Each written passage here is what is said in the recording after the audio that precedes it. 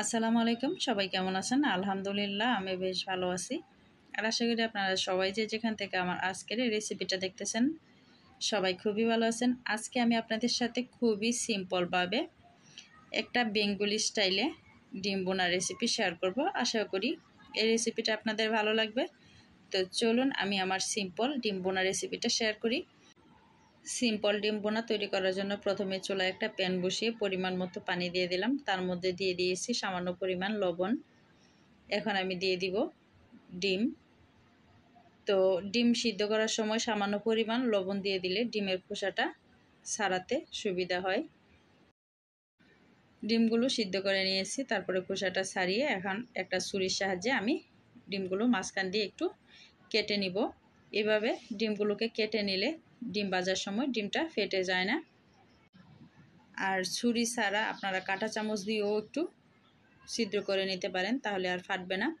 এখন সামান্য পরিমাণ হলুদ গুঁড়া আর সামান্য পরিমাণ লবণ দিয়ে আমি ডিমটাকে মাখিয়ে নিব। তো ডিমগুলো মাখিয়ে নিয়েছি, এখন ডিমটা এক পাশে রেখে দিব। আর এদিক দিয়ে একটা বাটি নিয়ে নিলাম, এখন একটা মশলা রেডি করে নিব। তো এখন আমি দিয়ে দিব হাফ চা চামচ লাল মরিচের গুঁড়া, দিয়ে দিব হাফ চা চামচ হলুদ গুঁড়া। এখানে জালটা আপনারা একটু কম বেশি করে দিয়ে দিতে পারবেন। তো আমি ঝালের জন্য আরেকটু মরিচ দিব, সেটা কাঁচামরিচ দিয়ে দিব। হাফ চা চামচ ধনিয়ার গুঁড়া দিয়ে দিলাম, হাফ চা চামচ জিরার গুঁড়া। এখন দিয়ে দিব স্বাদ মতো লবণ। স্বাদ মতো লবণটা দিয়ে অল্প করে পানি দিয়ে আমি মশলাটাকে রেডি করে নিব। এভাবে যদি মশলাটা আগেই একটু পানি দিয়ে গুলিয়ে রাখেন তাহলে এখানে একটা বাটা মশলার স্বাদ পাওয়া যায়। তো অল্প করে পানি দিয়ে মশলাটাকে রেডি করে নিয়েছি। এখন চলে যাচ্ছি চুলায়। চুলায় একটা প্যান বসিয়ে দিয়ে প্যানের মধ্যে দিয়ে দিয়েছি পরিমাণ মতো রান্নার তেল। তেলটা গরম হওয়ার পরে দিয়ে দিচ্ছি লবণ হলুদ মাখিয়ে নেওয়া ডিমগুলো। আমি এখানে 4টা ডিম দিয়ে ডিম বোনাটা করতেছি, আপনারা একটু কম বেশি করে দিয়ে দিতে পারবেন। ডিমগুলো হালকা একটু ভেজে নেওয়ার পরে এখন আমি নামিয়ে নিচ্ছি।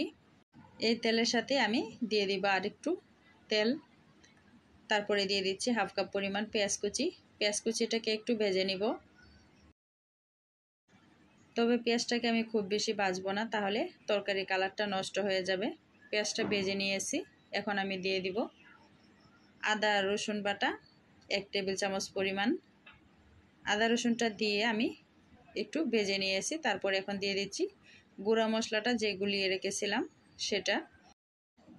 তারপরে বাটিটা ধুয়েও আমি একটু পানি দিয়ে মশলাটাকে কষিয়ে নিচ্ছি। তো মশলাটা কষানো হয়ে গিয়েছে, এখন আমি দিয়ে দিব পানি। তো আমি এখানে 1.5 কাপ পরিমাণ পানি দিব। তো প্রথমে 1 কাপ পরিমাণ পানি দিয়ে দিলাম, তারপরে আমি দিয়ে দিচ্ছি ভেজে রাখা ডিমগুলো দিয়ে আবারও একটু পানি দিয়ে দিব। তারপরে আমি দিয়ে দিচ্ছি 4টা কাঁচামরিচ ফালি।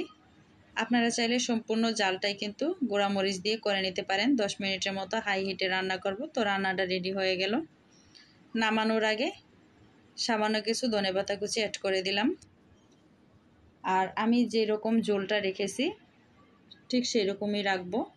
এটা একদম রেস্টুরেন্ট স্টাইলে হবে। আর খুব বেশি শুকিয়ে গেলে কিন্তু ভালো লাগে না, তো সেজন্য একটু পাতলা করে রেখেছি। এখন আমি সার্ভ করে আপনাদের সাথে শেয়ার করব। খুবই সহজ আর একদম সিম্পলভাবেই আমি ডিম বোনাটা করেছি। আশা করি এই রেসিপিটা আপনাদের ভালো লেগেছে। ভালো লেগে থাকলে চ্যানেলটা সাবস্ক্রাইব করে সাথে থাকা বেল আইকনটা অল করে দিবেন। আর পেজ থেকে দেখে থাকলে পেজটাকে ফলো দিয়ে দিবেন। সবাই ভালো থাকেন আর সুস্থ থাকেন। সবাইকে আল্লাহ হাফেজ। আসসালামু আলাইকুম।